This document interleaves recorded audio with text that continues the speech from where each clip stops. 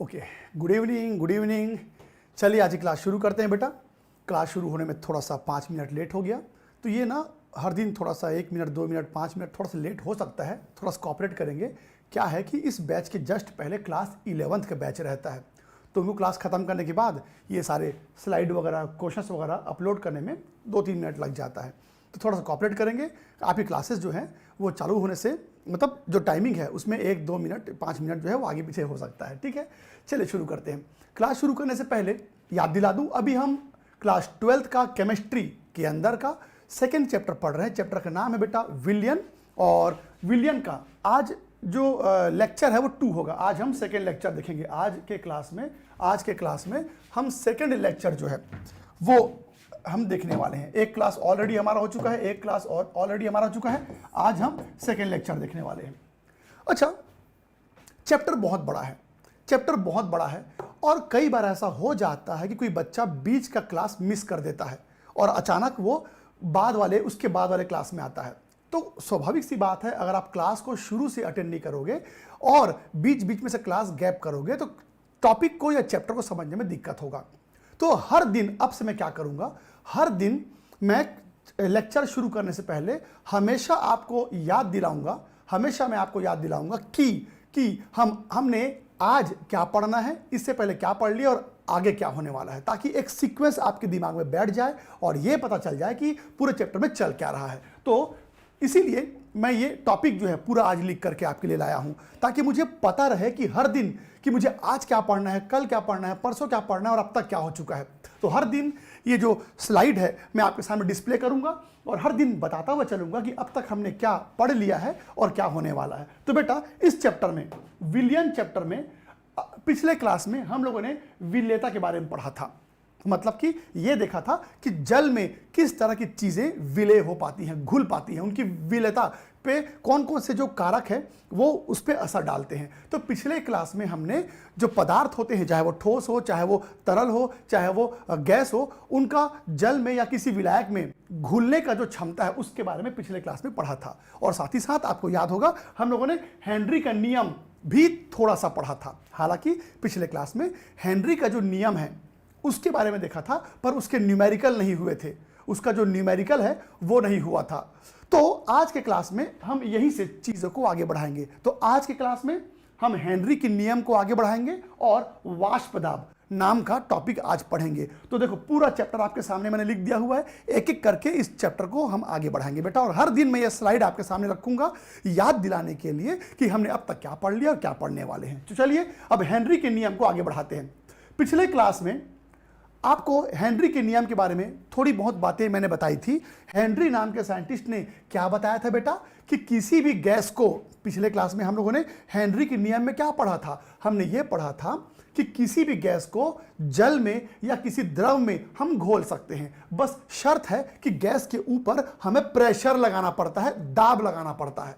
तो पिछले क्लास में हम लोगों ने यह पढ़ा था कि किसी भी लिक्विड में या द्रव में हम गैस को घोल सकते हैं, और कोई भी गैस द्रव में कितना घुलेगा वो आपके द्वारा लगाए गए दाब यानी कि प्रेशर पर निर्भर करेगा। इसी के बारे में हमने पिछले क्लास में डिस्कस किया था। एक एग्जांपल था कोल्ड ड्रिंक बॉटल का, फिर पर्वतारोही किस तरह की समस्याओं को फेस करते हैं, हेनरी के नियम कैसे किसी पर्वतारोही के ऊपर काम करता है, इसके बारे में पढ़ा था। फिर हम लोगों ने जो स्कूबा डाइवर्स होते हैं, जो गोताखोर होते हैं, इनके ऊपर हेनरी का नियम कैसे काम करता है, इसके बारे में हमने डिस्कस किया था। अब आज के क्लास में हेनरी के नियम को चलो और आगे बढ़ाते हैं।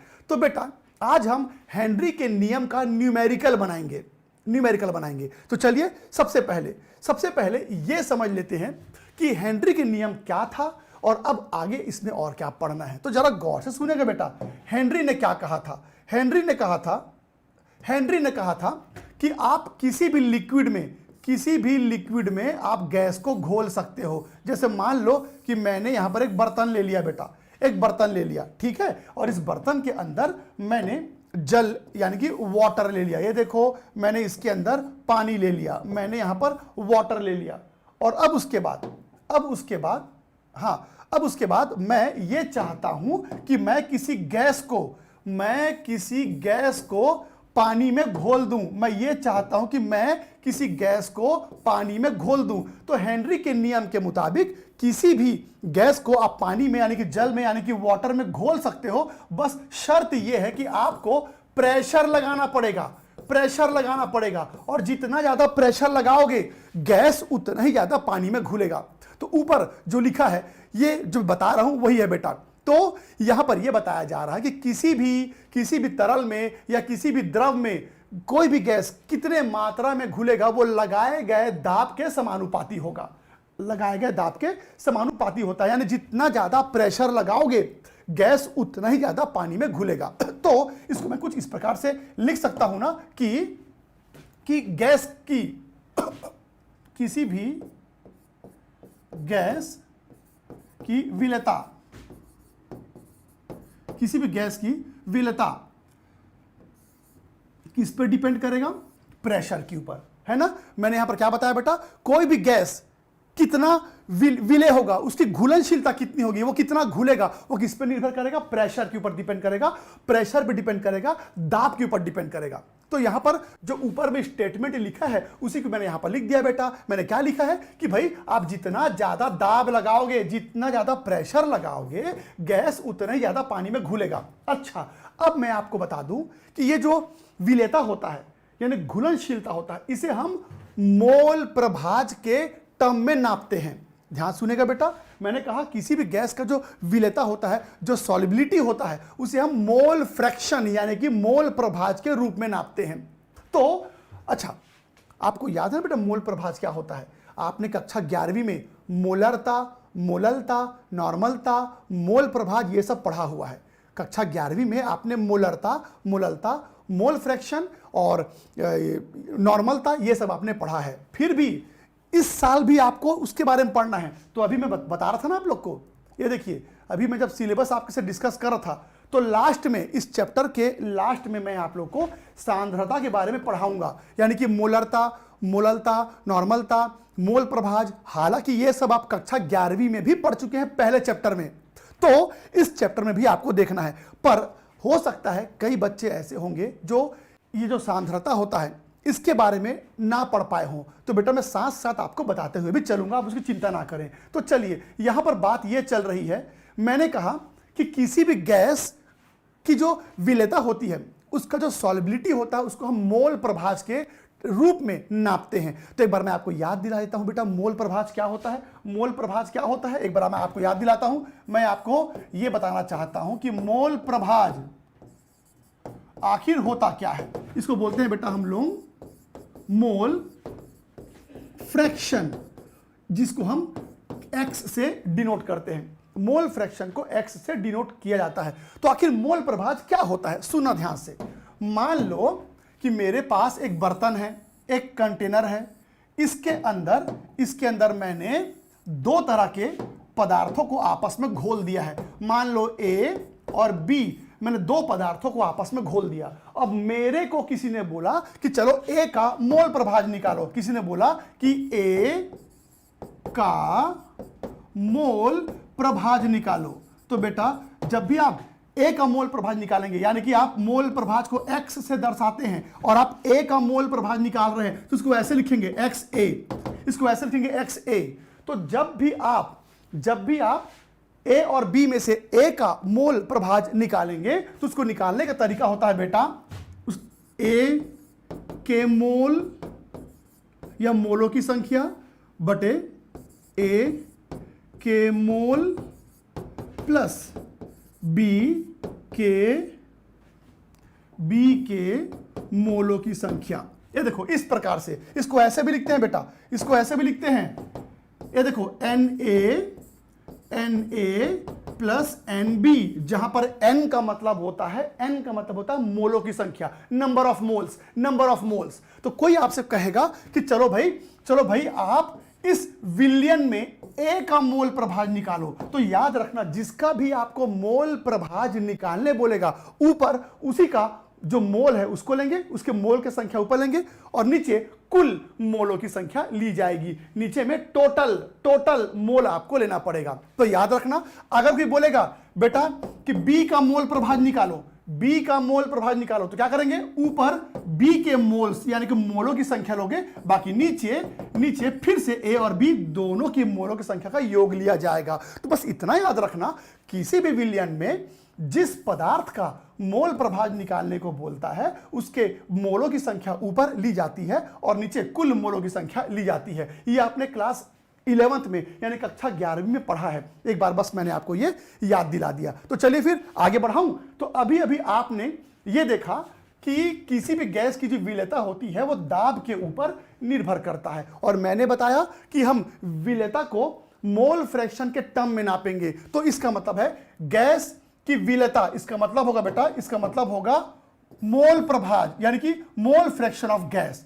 तो गैस की विलेयता मतलब गैस का मोल प्रभाज, और किसके समानुपाती है, प्रेशर के। तो यहां पर आपने क्या समझा, जितना ज्यादा प्रेशर लगाओगे, जितना ज्यादा प्रेशर लगाओगे गैस का मोल प्रभाज बढ़ता जाएगा, गैस का मोल प्रभाज बढ़ता जाएगा मतलब गैस की विलेयता बढ़ती जाएगी। अब यहां पर इस समानुपाती के चिन्ह को अगर मैं हटा दूं तो यहां पर मैं एक स्थिरांक दूंगा बेटा के, मैंने यहां पर एक कांस्टेंट साइन दे दिया के। अच्छा, उसको अगर मैं वहां से इस तरफ ले आऊं तो अब आपका ये जो इक्वेशन है वो ऐसे दिखाई देगा। और बेटा ये जो 1/k होता है ना, इस 1/k को हम kh भी लिखते हैं, जहां पर इस kh का मतलब होता है हेनरीज कांस्टेंट यानी कि हेनरी स्थिरांक।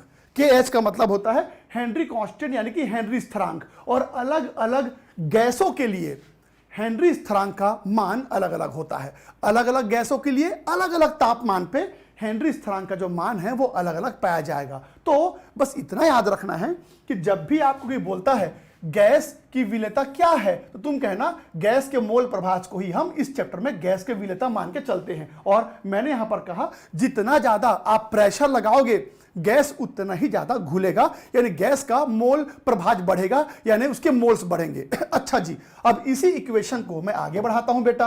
अब मुझे यह बताओ, मैंने अभी अभी आपको बताया था। अच्छा एक बात मुझे बताओ, इस बर्तन में पहले सिर्फ आपने वाटर लिया था, जल लिया था, इस बर्तन में आपने पहले सिर्फ जल लिया था, इसका मतलब इस बर्तन के अंदर सिर्फ क्या रहे होंगे, सिर्फ वाटर के मोल्स, वाटर के मोल्स, वाटर के मोल्स, वाटर के मोल्स, वाटर के मोल्स। तो पहले आप देखते हो कि इस बर्तन के अंदर सिर्फ जल के मोल थे, क्योंकि सिर्फ शुद्ध जल लिया था आपने। लेकिन जैसे ही आपने दाब लगाया, प्रेशर लगाया, तो अब गैस के मोल भी अंदर पहुंच जाएंगे। जैसे ही आप यहां से प्रेशर लगाओगे, दाब लगाओगे, तो अब गैस के जो मोल है वो भी अंदर पहुंच जाएंगे। ये देखो बेटा, अब गैस के मोल भी आ गए। ये देखो, number of mole of gas, number of mole of gas, gas के मोलों की संख्या, गैस के मोलों की संख्या। तो आप देख सकते हैं कि जैसे ही मैंने दाब लगाया तो गैस पानी में चला गया, और अब आप देख सकते हो कि पानी के अंदर जल के मोल भी हैं, जल के मोल भी हैं और गैस के मोल भी हैं। तो अब मैं तुमसे अगर ये पूछूंगा, कि चलो बताओ xg क्या होगा, मैं आपसे पूछ रहा हूं xg क्या होगा। xg मतलब गैस का मोल प्रभाज। तो तुमसे कोई कहता है कि गैस का मोल प्रभाज क्या होगा, तो तुम कहोगे कि गैस के मोल्स प्लस जल के मोल्स, यही तो कहोगे ना बेटा, गुणा हेनरी स्थिरांक इक्वल टू P। तो अब इसी इक्वेशन को मैं ऐसे लिख सकता हूं, इसी इक्वेशन को मैं ऐसे लिखूंगा। बस मैंने क्या किया, गैस का मोल प्रभाज को मैंने इस प्रकार से लिख दिया, बस मैंने इसको ओपन कर दिया। मैंने बताया था ना मैंने अभी आपको बताया था कि किस प्रकार से हम किसी चीज का मोल प्रभाज निकालते ही, आपको ऑलरेडी बता चुका हूं। तो उस हिसाब से अगर देखा जाए तो बस मैंने गैस के मोल प्रभाज को इस प्रकार से लिख दिया। अब एक बहुत इंपॉर्टेंट बात ध्यान से सुनिएगा कि हेनरी नाम के साइंटिस्ट ने यह तो कह दिया कि प्रेशर लगाने से गैस जल में घुल जाता है। हेनरी ने यह तो कह दिया कि दाब लगाने से गैस पानी में घुल जाता है, पर याद रखना बेटा, बहुत सारा गैस पानी में नहीं घुलता।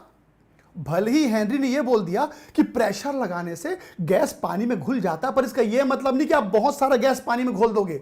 गैस पानी में घुलता तो है पर बहुत ज्यादा नहीं। अब आप आप कहेंगे कि सर आप तो कह रहे हो कि प्रेशर जितना ज्यादा होगा गैस उतना ही ज्यादा घुलेगा, तो फिर ऐसे में अगर मैं प्रेशर बढ़ाता जाऊं बढ़ाता जाऊं बढ़ाता जाऊं तो ऐसे में तो बहुत सारे गैस पानी में घुल जाएंगे ना। नहीं बेटा, आप कितना भी प्रेशर लगा लो गैस पानी में घुले जरूर, पर बहुत ज्यादा भी नहीं घुलता। मैं जरा इसका मतलब समझा दूं, जरा गौर सुनेगा। आपको पता है बेटा, आपको पता है कि 1 लीटर, क्या आपको पता है कि 1 लीटर जल में, 1 लीटर वाटर में, 1 लीटर वाटर में यानी कि जल में कुल H2O के मोल्स कितने होते हैं? किसी को याद है? 1 लीटर वाटर में, 1 लीटर वाटर में H2O के मोल्स कितने होते हैं? ये कक्षा 11वीं में था, फर्स्ट चैप्टर में। किसी को याद है? 1 लीटर बताइए, 18 ग्राम, 1000। मैं मोल्स पूछ रहा हूं बेटा, मोल्स, मोलों की संख्या पूछ रहा हूं मैं बताता हूं। 1 लीटर जल में जल के मोलों की संख्या होती है 55.5 मोल। यह आपने कक्षा 11वीं में पढ़ा है। फिर से रिपीट करता हूं। अच्छा, अभी भी कई बच्चे पूछ रहे हैं कि सर नोट्स कब तक मिलेगा? दरअसल बेटा मैंने नोट्स जो है यहाँ जो हमारे जो टेक्निकल सिस्टम जो देखते हैं, जो उनको मैंने नोट्स दे दिया है। किसी वजह से ना नोट्स जो है वो अपलोड नहीं कर पा रहे हैं या नहीं कर पाए हैं, पर आप चिंता मत कीजिए। मैं आपसे रिक्वेस्ट करता हूँ थोड़ा सा कोऑपरेट कीजिएगा। नोट्स नहीं चढ़ पाया इसका मुझे भी बहुत खेद है। मुझे लगा था कि नोट्स चढ़ गया होगा, पर आज मैंने बात की तो मालूम चला किसी वजह से कुछ टेक्निकल प्रॉब्लम था, जिसके कारण नोट्स जो है वो अपलोड नहीं हो पाया है। तो मैं इतना आश्वासन देता हूं कि 1 से 2 दिन के अंदर आपको पहले चैप्टर का नोट्स मिल जाएगा और इस चैप्टर का नोट्स भी आपको जल्दी मिल जाएगा। तो प्लीज़ आप पूछ रहे हैं मेरे से कि नोट्स कब मिलेगा। मुझे भी ख़राब लग रहा है कि मुझे लग रहा था कि आपको नोट्स मिल गया है, पर मुझे काफ़ी तकलीफ़ हो रही है कि अभी तक आपको नोट्स नहीं मिला है। तो थोड़ा सा सहयोग कीजिएगा। मैं आज फिर से टेक्निकल जो टीम है उससे बात करूंगा और मैं उनसे रिक्वेस्ट करूंगा कि 1 से 2 दिन में आपको नोट्स मिल जाए। ठीक है? ओके, आगे चलते हैं। तो मैंने आपसे क्या पूछा बेटा? मैंने आपसे पूछा कि 1 लीटर वाटर में कितने सारे जल के मोल्स होते हैं? तो आपने बोला 55.5 मोल। बेटा ये 55.5 मोल का मतलब समझते हो? 55.5 मोल का मतलब होता है 55.5। इस मोल को हटाओगे ना, मोल को हटाओगे तो ये हो जाएगा 6.022 10 के पावर में 23 H2O के अणु होंगे। अब आप कल्पना करो बेटा, अब आप कल्पना करो 1 लीटर पानी में इतने सारे H2O के अणु होते हैं। 1 लीटर पानी में इतने सारे H2O के अणु होते हैं। ये बहुत बड़ा वैल्यू है। देखो 10 के घात में 23 लिखा है, 10 के पावर में 23 लिखा है। तो 1 लीटर वाटर में इतने सारे H2O के अणु होते हैं। और बेटा आप कितना भी प्रेशर लगा लो, आप कितना भी दाब लगा लो, गैस के जो अणुओं की संख्या होगी ना, वो इस संख्या का मुकाबला नहीं कर पाते। आप यहां से कितना भी प्रेशर लगा लो, गैस की जो मोलों की संख्या होगी, गैस की जो अणुओं की संख्या होगी, वो इस संख्या के मुकाबला नहीं कर पाते। मेरे कहने का मतलब है आप कितना भी प्रेशर लगा लो, गैस के जो अणुओं की जो संख्या होगी वो इस संख्या से कहीं कम होगी, बहुत कम, बहुत कम, बहुत कम। अब आप कहेंगे कि सर एक काम करते हैं, प्रेशर बढ़ाते हैं, और प्रेशर बढ़ाएंगे और प्रेशर बढ़ाएंगे, तब तो ऐसा हो सकता है ना कि गैस के मोल्स अंदर जाते जाएंगे, जाते जाएंगे, जाते जाएंगे, तो शायद एक समय ऐसा आ जाए कि गैस के मोल्स बढ़ के इसकी बराबरी कर ले। जी नहीं, अगर आप ज्यादा प्रेशर दोगे तो ये बर्तन फट जाएगा, ये कंटेनर फट जाएगा। आप दुनिया के किसी भी पदार्थ से बना हुआ आप बर्तन ले आओ बेटा, इसके बराबरी करने के लिए अगर आप दाब लगाओगे ना, वो बर्तन फट ही जाएगा। तो कुल मिला के कहानी ये है कि हम भले ही दाब बढ़ाते हैं तो घुलनशीलता बढ़ती है, पर इसका यह मतलब नहीं कि बहुत सारा गैस पानी में घोल दोगे। तो याद रखना, प्रेशर बढ़ाने से गैस पानी में घुल तो जाता है, लेकिन गैस के जो मोलों की संख्या होती है, उसके अणुओं की संख्या होती है, वो जल के अणुओं की संख्या की बराबरी नहीं कर पाती। तो मेरे कहने का यह मतलब है कि आप गैस को पानी में कितना भी घोल दो, कितना भी घोल दो बेटा, जो गैस के जो अणु होंगे ना, गैस के जो अणुओं की संख्या होगी वो जल के अणुओं की संख्या से बहुत छोटी होगी हमेशा। आप गैस को पानी में कितना भी घोल दो, गैस के जो मोल्स होंगे वो वाटर के मोल के सामने बहुत छोटा होगा, और गैस के मोल्स जल के सामने इतने छोटे होते हैं कि जल के अणुओं की संख्या के सामने उसको आप नेग्लेक्ट कर सकते हो, उसको आप नेग्लेक्ट कर सकते हो। तो अगर मैं इसको नेग्लेक्ट कर दूं, जल के अणुओं की संख्या के सामने अगर मैं गैस के अणुओं की संख्या को नेग्लेक्ट कर दूं, तो बेटा आपका जो ऊपर जो सूत्र है वो ऐसा बन जाएगा। ये देखो, अब आपका सूत्र इस प्रकार से बन गया, अब आपका जो फॉर्मूला है वो इस प्रकार से बन गया। अब चलो कहानी को और आगे बढ़ाते हैं। अच्छा बेटा ये बताओ कि यहां पर ये जो मैंने n लिखा है, n यानी कि A का मोल, A का मोल, A का मोल, सॉरी B का मोल, B का मोल, ये जो n होता है n को हम बोलते हैं मोलों की संख्या। अब प्रश्न ये उठता है कि मोलों की संख्या निकालते कैसे हैं, मोलों की संख्या कैसे निकालते हैं? तो मोलों की संख्या निकालने का तरीका होता है बेटा, इसका तरीका होता है भार बटे अणुभार, मतलब कि वेट बटे मॉलिक्यूलर वेट, मॉलिक्यूलर वेट, इसको हम W/m भी लिखते हैं, इसको हम W/m भी लिखते हैं। तो जब भी आपको ना किसी का मोल निकालना होगा, मोल, तो कैसे निकालोगे? द्रव्यमान बटे आणविक द्रव्यमान, द्रव्यमान बटे आणविक द्रव्यमान। तो याद रखना, किसी का भी जब मोल निकालते हैं तो कैसे निकालते हैं? द्रव्यमान बटे आणविक द्रव्यमान। तो इसका मतलब है कि अगर किसी ने बोल दिया कि चलो मोल निकालो CO2 का, तो बेटा आप CO2 का पहले द्रव्यमान लोगे और उसका फिर आणविक द्रव्यमान लोगे। किसी ने पूछ दिया कि चलो बताओ 50 ग्राम CO2 में कितने मोल होंगे, तो बेटा CO2 का द्रव्यमान कितना दिया है? 50, और CO2 का आणविक द्रव्यमान कितना होता है? 44। तो इस प्रकार से आप मोलों की संख्या निकाल सकते हो। तो याद रखना, किसी का भी आपको मोल निकालना है तो इसका तरीका होता है द्रव्यमान बटे आणविक द्रव्यमान। याद रखिएगा बेटा। तो उस हिसाब से अब ये जो सूत्र है इसको आगे बढ़ाऊं। ये बताओ Ng मतलब क्या है? Ng मतलब गैस के मोल्स, और गैस के मोल्स कैसे निकालोगे? तो गैस का मोल कैसे निकलेगा? गैस का द्रव्यमान बटे गैस का आणविक द्रव्यमान, है ना। ऊपर क्या लिखा हुआ है? KH, नीचे क्या लिखा हुआ है बेटा? NW = P। तो अब यूं समझ लो कि जब भी हेनरी के नियम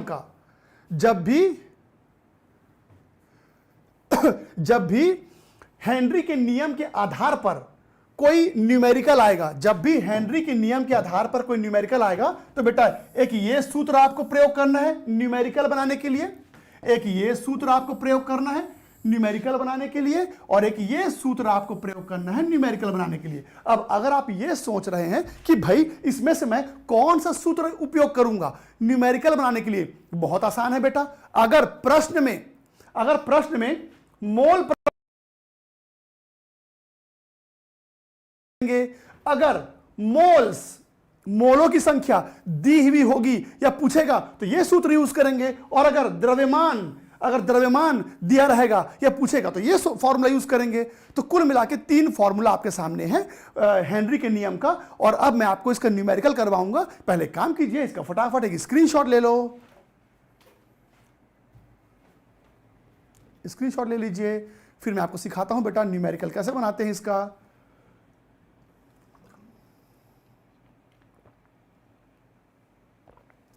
ओके, चलिए। तो अब देखो, कॉपी तो मेरे ख्याल से नहीं कर पाओगे, टाइम लगता है, तो आप स्क्रीनशॉट ही ले लिया करो, बाकी वीडियो तो रहता ही है, बाद में देख के उसको आप नोट कर सकते हैं बेटा। चलिए कहानी को आगे बढ़ाते हैं। तो अब हम इन सूत्रों के मदद से हेनरी के न्यूमेरिकल बनाएंगे।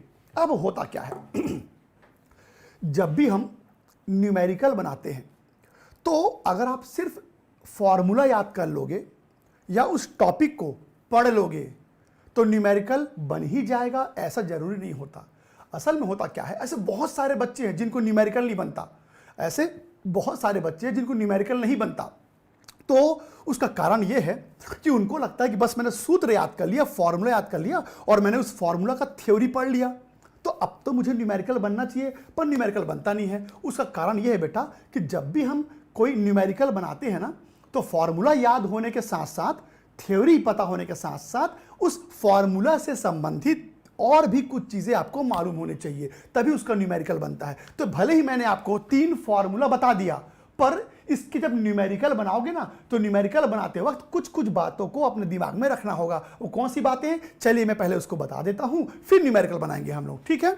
तो यहां सुना बेटा, आपके सामने 3 फॉर्मूला था हेनरी का, एक XG/KH इक्वल टू P, एक था बेटा ये वाला formula NG/KH equal to P, और एक था बेटा weight of gas, molecular weight of gas KH/NW equal to P। तो कुल मिला के हेनरी के नियम के 3 सूत्र हैं। अब सबसे पहली बात, कुछ कुछ चीजों को आपको समझना है। सबसे पहली बात तो ये कि हर प्रश्न में NW का मान आपको लेना है 55.5 मोल्स।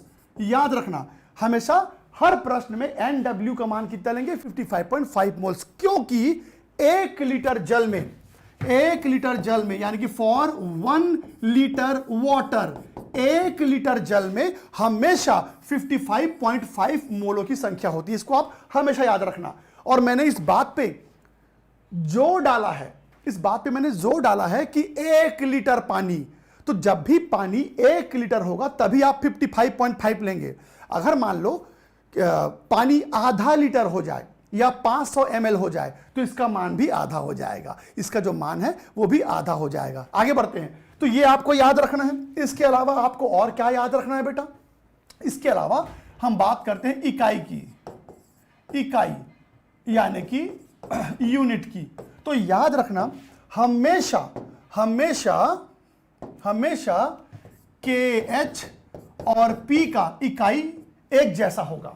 हमेशा KH और P का जो यूनिट है वो सेम रहेगा। सेम रहेगा मतलब अगर ये ATM में है तो बेटा ये भी ATM में होना चाहिए, अगर ये MM में है तो फिर ये भी MM में होना चाहिए, अगर ये किलो बार में है तो फिर ये भी किलो बार में होना चाहिए। तो याद रखना, KH और P का इकाई हमेशा एक जैसा रहेगा।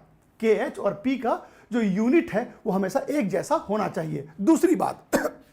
दूसरी बात, अगर मान लो एक तरफ MM लिखा है और एक तरफ KH जो है वो MM में नहीं है, ATM में है, तो उस कंडीशन में क्या करोगे, ध्यान सुनना, मैं कुछ कन्वर्जन आपको बताता हूं। तो बेटा होता यह है कि एक ATM 760 mm के बराबर होता है।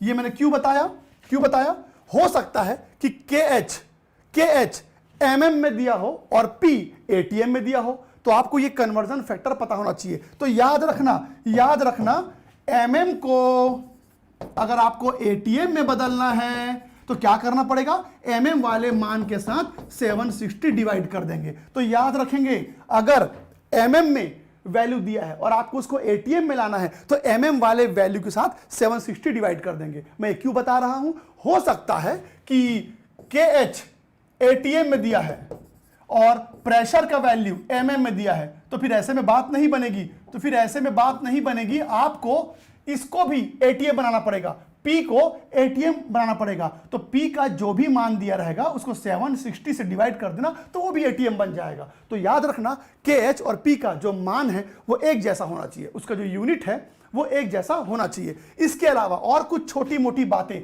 मैं आपको बता दूं कि अगर आपके प्रश्न में कहीं पर भी बार लिखा हुआ है, बार, तो कंफ्यूज नहीं होंगे बेटा, ATM को ही बार बोलते हैं, ATM क्या है बेटा, वायुमंडलीय दाब, एटमॉस्फेरिक प्रेशर। आपको याद है ना, अभी हम कुछ क्लास पहले जब वो ये वाला एग्जांपल पढ़े थे, तो बताइए हमारे आसपास कितना हवा होता है, तो आसपास जो हवा होता है वो हमारे ऊपर कितना दाब लगाता है बेटा, 1 ATM।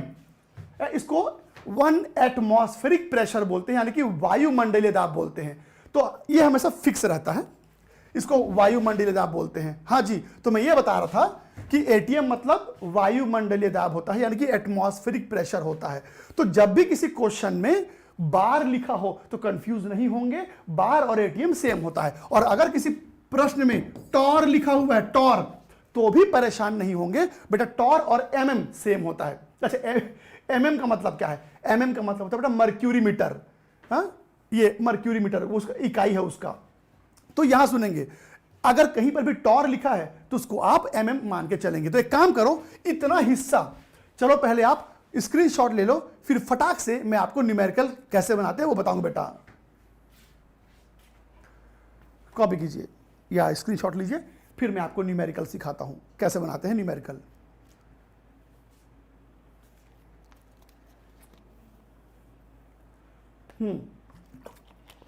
ओके, हाँ जी, तो बस इतना याद रखना, आपके पास 3 सूत्र हैं। कब कौन सा सूत्र उपयोग करेंगे, कैसे डिसाइड करेंगे? तो अगर किसी प्रश्न में मोल प्रभाज दिया है या मोल प्रभाज पूछेगा तो यह सूत्र उपयोग करेंगे। अगर किसी प्रश्न में मोल पूछा है या मोल दिया है तो यह सूत्र उपयोग करेंगे। अगर किसी प्रश्न में द्रव्यमान दिया है या द्रव्यमान पूछा है तो यह सूत्र उपयोग करेंगे। चलो एक काम करते हैं, मैं आपको एक एग्जांपल बताता हूं। अच्छा, एग्जांपल बताने से पहले एक और चीज बता दूं। अगर किसी प्रश्न में बोलेगा कि मिलीमोल ज्ञात करो, हो सकता है किसी प्रश्न में पूछ दे मिलीमोल ज्ञात करो, तो पहले क्या करोगे बेटा? पहले आप मोल ज्ञात कर लेना, पहले आप मोल ज्ञात कर लेना, फिर उसको 1000 से गुणा कर देना, तो फिर वो मिलीमोल बन जाएगा। अगर किसी प्रश्न में यह लिखा हुआ आया कि मिलीमोल ज्ञात करो, तो फिर उसको पहले मोल ज्ञात करके 1000 से गुणा कर देना, तो उत्तर आपके सामने आ जाएगा। तो चलिए फिर कहानी को आगे बढ़ाते हैं। तो आपके सामने कुछ प्रश्न हैं जो मैं आपको करवाने वाला हूं बेटा, ये देखो। अब एक एक करके मैं इन प्रश्न को आपके सामने रखता हूं और समझाता हूं कि कैसे बनेगा प्रश्न। चलो पहले वाले प्रश्न को ध्यान से देखिए। इस प्रश्न में क्या बोल रहा है? इस प्रश्न में बोल रहा है कि हाइड्रोजन गैस को हमने पानी में घोल दिया और हेनरी स्थिरांक का मान इतना है, और कह रहा है कि ऐसा करने से हाइड्रोजन जो है वो पानी में घुल गया। अब क्वेश्चन ये पूछ रहा है कि हाइड्रोजन, गौर सुनेंगे, हाइड्रोजन को पानी में घोलने के लिए, हाइड्रोजन को पानी में घोलने के लिए जिस दाब की आवश्यकता पड़ी वो है 760 टॉर, 760 टॉर। तो अब क्वेश्चन ये कह रहा है कि बताइए, एक मिनट, क्या बोला बेटा? जल में विलेयता का गणना कीजिए, जल में विलेयता की गणना कीजिए, जल में विलेयता की गणना कीजिए। विलेयता यानी कि सॉलिबिलिटी पूछ रहा है, ध्यान सुनेंगे, सॉलिबिलिटी पूछ रहा है, विलेयता पूछ रहा था। अभी कुछ देर पहले मैंने बताया था बेटा कि विलेयता को हम लोग मोल प्रभाज के रूप में नापते हैं। तो आपको हाइड्रोजन का मोल प्रभाज पता करना है, हाइड्रोजन का मोल प्रभाज पता करना है। और अभी मैंने आपको बताया था सूत्र क्या है। तो अगर आपको यह सूत्र उपयोग करना हुआ, ये देखो, तो कैसे करेंगे आप? तो बस फिर क्या है बेटा, बहुत इजी क्वेश्चन है ये। आपको बस हाइड्रोजन का मोल प्रभाज यानी कि विलेयता पता करना है, बाकी प्रेशर का मान दिया हुआ है और हेनरी स्थिरांक का भी मान दिया हुआ है। तो प्रेशर का मान कितना दिया हुआ है? 760 टॉर, और हेनरी स्थिरांक का मान दिया है बेटा 5.35 गुणा 10 के पावर में 7 टॉर। बस इसे हल करेंगे तो आंसर आपके सामने होगा। तो इस तरह से आपको इस क्वेश्चन को बनाना है। चलिए इसका स्क्रीनशॉट ले लीजिए, फिर आगे बताता हूं बेटा मैं।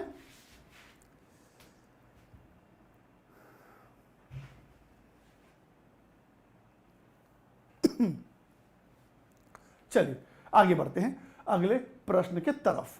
अब अगला प्रश्न देखो, अब अगले प्रश्न में क्या बोला है बेटा, देख लेते हैं। इस बार नाइट्रोजन गैस को घोला गया, अच्छी बात है। किसमें घोला गया? 1 लीटर जल में। नाइट्रोजन गैस को 1 लीटर जल में घोला गया। तो चलिए बताइए N2 का मिलीमोल कितना होगा? इस बार मिलीमोल निकालना है, मिलीमोल निकालना है। और क्या बता रहा है? नाइट्रोजन को जल में घोलते वक्त कितना आंशिक दाब की आवश्यकता पड़ी, कितना प्रेशर लगाए? 0.987 बार। तो चलो बताओ फिर मिलीमोल कितनी होगी अगर स्थिरांक कितना हुआ? तो बेटा मिलीमोल पूछ रहा है, तो बताए ना कौन सा फॉर्मूला उपयोग करोगे? मोल वाला फॉर्मूला। क्या है वो? मोल ऑफ गैस यानी कि mole of nitrogen, mole of water, KH और फिर P। अब जल्दी से बताइए आपको N2 का N2 का मोल निकालना है। NW का मान कितना लेना है, हमेशा कितना लेंगे 55.5।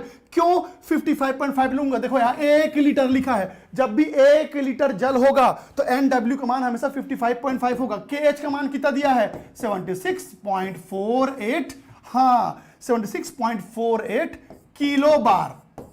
आगे बढ़ते हैं, और प्रेशर का मान कितना दिया है, प्रेशर का मान दिया है बेटा 0.987 बार। अब तुम मुझे ये बताओ अब तुम मुझे ये बताओ कि बेटा यहां लिखा है किलो बार, वहां लिखा है बार, तो भागित होगा नहीं, डिवाइड होगा नहीं, तो किलो बार को बार बना दो, किलो बार को बार बना दो। कैसे बनाओगे, कैसे बनाओगे, ये देखो कैसे बनाओगे। तो बेटा जब भी हम किलो को हटाते हैं, जब भी हम किलो को हटाते हैं, चाहे वो किलोमीटर हो, चाहे किलोलीटर हो या किलोग्राम हो, जब भी किलो को हटाते हैं तो हम क्या करते हैं, 1000 गुणा करते हैं, तो किलो हट जाएगा, ये बार बन गया। और इस तरफ तो पहले से बार था, बस इसे हल करिए, हल करते ही क्या निकल जाएगा, नाइट्रोजन का मोल।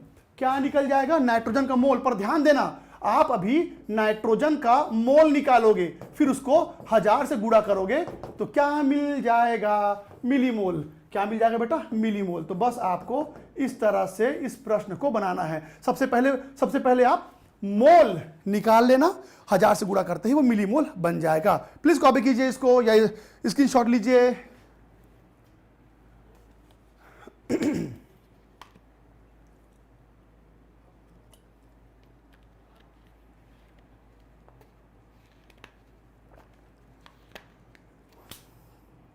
ओके, चलिए अगला प्रश्न, इसको एक बार ना आप ट्राई करो, है एक बार आप ट्राई करो, मैं तो बताऊंगा ही, एक बार मैं चाहता हूं कि आप अपने तरफ से एक बार ट्राई करो, कोशिश करो बेटा।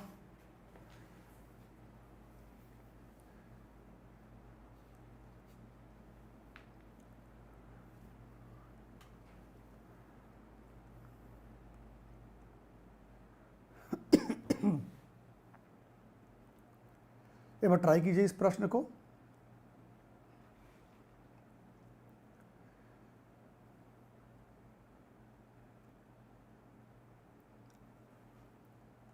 प्रीति जी, आप जो आपसी बातचीत चल रही है उससे थोड़ा सा समय निकाल के इसको भी देख लो बेटा, है ना। प्रीति, आदर्श, अंकिता, ये भी एक बार ट्राई कर लो बेटा, बातें तो चलती रहेंगी। बनाइए प्लीज, एक बार ट्राई करो इस प्रश्न को।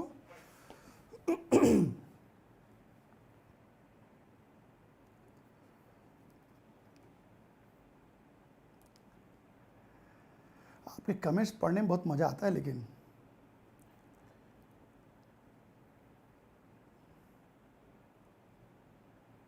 आप लोगों ने काम किया करो। क्लास चालू होने से पहले जिनको जिनको बात करना रहता है ना, क्लास चालू करने से पहले 10 मिनट पहले लॉगिन कर लिया करो और आपस में मन भर के बात कर लिया करो। भाई मन की शांति भी जरूरी है, मुझे पता है, तो अब मन भर के, मन के शांति के होते तक बात कर लिया करो। फिर जैसे ही क्लास शुरू होगा थोड़ा क्लास का भी मजा ले लिया करो, तो हमारा भी पढ़ाना सार्थक हो जाए। हाँ बताएंगे, ये इसका आंसर आया बेटा। ओके, तो बेटा इस प्रश्न में क्या पूछा है, क्या पूछा है, हीलियम का मोल प्रभास दिया है। देखो जरा, हीलियम का मोल प्रभास दिया है और पूछा है हीलियम के ऊपर लगने वाला दाब ज्ञात करो, और आपको हेनरी स्थिरांक दिया है। मोल प्रभास दिया है, दाब दिया है, सॉरी दाब पूछ रहा है और हेनरी स्थिरांक दिया है। बेटा एकदम डायरेक्ट क्वेश्चन है, तो ये तो एकदम डायरेक्ट क्वेश्चन है। आपको प्रश्न में मोल प्रभास दिया है, हेनरी स्थिरांक दिया है और प्रेशर पूछ रहा है। कोई ज्यादा दिमाग लगाने वाला चीज नहीं है। होपफुली आपने ये बना लिया होगा। तो फिर मैं आगे बढ़ता हूं। ये देखो, ये एक प्रश्न देखो, इस प्रश्न को देखते हैं। हाँ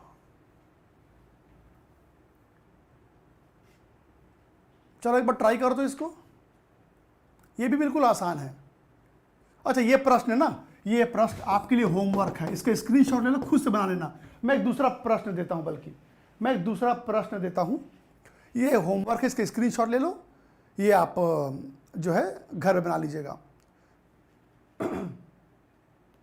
ठीक है, मैं एक दूसरा प्रश्न देता हूं, ये सब एक ही टाइप का प्रश्न है, मैं एक दूसरा प्रश्न देता हूं। ठीक है, यहां देखना बेटा, चलो एक दूसरा प्रश्न मैं आप लोग के लिए आपके सामने रखता हूं। मेरा प्रश्न है, मैं लिख के नहीं दे रहा हूं, मैं डायग्रामेटिकली समझा रहा हूं। ठीक है, मान लो मेरे पास एक बर्तन है, इस बर्तन में मैंने वाटर ले लिया और इसके अंदर मैं CO2 को घोलना चाहता हूं। अब मैंने क्या किया, CO2 के ऊपर प्रेशर लगाया, CO2 के ऊपर प्रेशर लगाया। कितना प्रेशर लगाया बेटा, तो मैंने लगाया 0.25 बार, मैंने इतना प्रेशर लगाया, CO2 के ऊपर इतना प्रेशर लगाया, और हेनरी स्थिरांक का मान 2.5 10 के पावर में 2 बार है। ये हेनरी स्थिरांक का मान है। तो चलिए आपको यह पता लगाना है कि CO2 इस जल में कितने मात्रा में घुलेगा। तो आपको मात्रा बताना है, किसका, CO2 का मात्रा, यानी कि वेट ऑफ CO2 पता लगाना है। ट्राई करो बेटा, एक बार खुद से ट्राई करो इसको, एक बार खुद से ट्राई करेंगे। आपको बताना है कि 0.25 बार लगाऊंगा तो CO2 कितने मात्रा में पानी में घुलेगा। ट्राई करो, आंसर बताएंगे। प्रश्न यह है बेटा कि इतना दाब दूंगा CO2 के ऊपर तो CO2 की कितनी मात्रा पानी में घुल जाएगी, और KH का मान दिया हुआ है।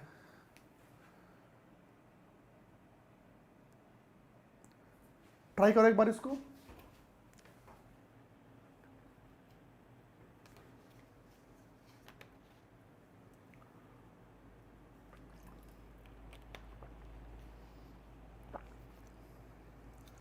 एक बार इसको बना के देखो।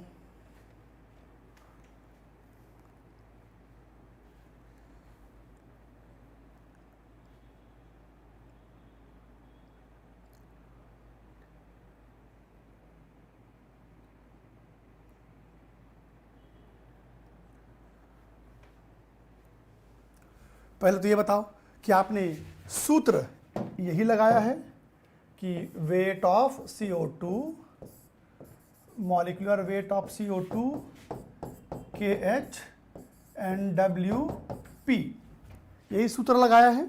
और क्या आप लोगों ने NW का मान 55.5 लिया है? क्या प्रेशर का मान 0.25 बार लिया है? क्या हेनरी स्थिरांक का मान 2.5 गुणित 10 की पावर 2 लिया है? और इसका मान 44 ग्राम लिया है। और आपको निकालना है ये वेट ऑफ CO2। कंफर्म करो, क्या ऐसे ही किया हो बेटा आप लोग भी? ये आपको ज्ञात करना है, एक बार कंफर्म करो, ऐसे किया हो क्या?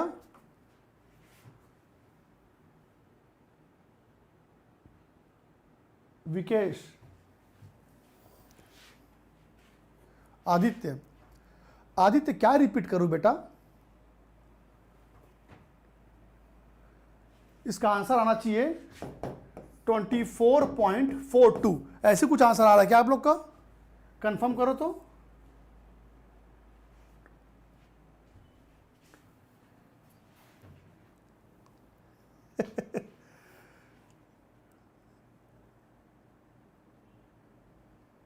हाँ आदर्श बोलो, क्या आप पूछना चाहते हो?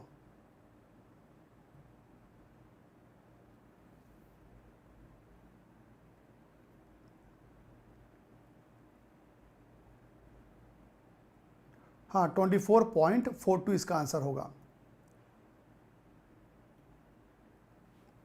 ठीक है, अब यहां सुनेंगे बेटा। अब हेनरी के नियम के बाद, हेनरी के नियम के बाद दरअसल आज के क्लास में यहां पर दरअसल मुझे दो टॉपिक करवाना था, हेनरी का नियम करवाना था और वाष्प दाब। पर दिक्कत यह है कि अभी समय थोड़ा कम है और ये टॉपिक थोड़ा बड़ा है बेटा। फिर आधा टॉपिक आज पढ़ाऊंगा, आधा टॉपिक अगले क्लास में, तो मजा नहीं आएगा। तो एक काम करते हैं, आज के क्लास में बल्कि इतना ही करते हैं। मैंने हेनरी का नियम अब आपको पूरा कंप्लीट करवा दिया है। अब कुछ छोटी मोटी चीजें रहेंगी, आगे देखेंगे। तो बेटा वाष्प दाब ये जो टॉपिक है, इसको अगले क्लास में करेंगे तो ज्यादा मजा आएगा, क्योंकि जो वाष्प दाब है ये थोड़ा बड़ा टॉपिक है और अभी ये हो नहीं पाएगा। अच्छा, तो ये तो अपन अगले क्लास में करेंगे। एक बात आप लोगों से और मैं करना चाहता हूं बेटा, इस शनिवार सैटरडे को 3 बजे से लेकर 6 बजे तक 3 घंटे की क्लास आपकी होगी। किस चीज की क्लास होगी? क्लास होगी बेसिक्स ऑफ फिजिकल केमिस्ट्री। यानी कि फिजिकल केमिस्ट्री पढ़ने के लिए कौन कौन सा बेसिक नॉलेज मुझे पहले से पता होना चाहिए।